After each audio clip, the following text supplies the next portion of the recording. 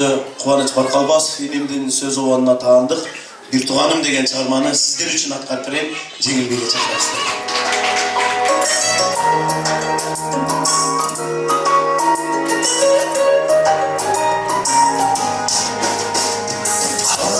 Seni oynadım, sen adaştan yolum.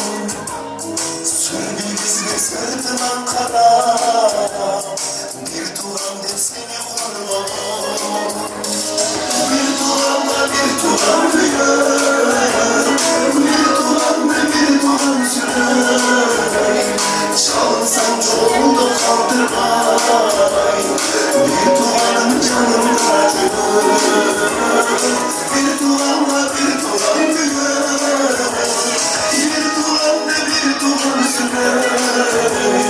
Adaşsam çoğunda kaldırmay, ardaşan da canım acır.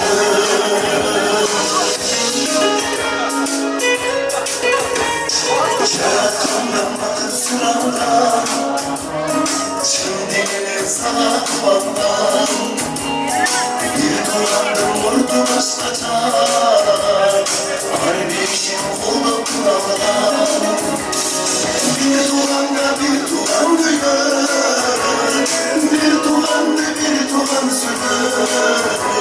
Çalsam çoğuldu kaldırmay, bir duranım canım acır. Bir duranla bir duran duyar, bir duran ve bir duran sürür.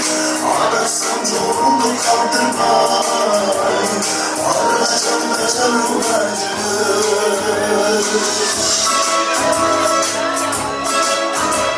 Bir duranlar hava olursa, o yüzden kırılmazsa öyle.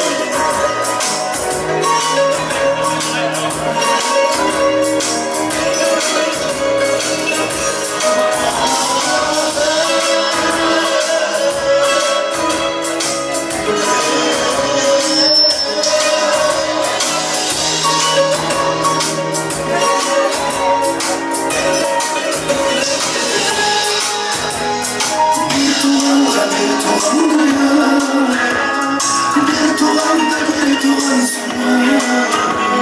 Çalsam çoğunu kaldır.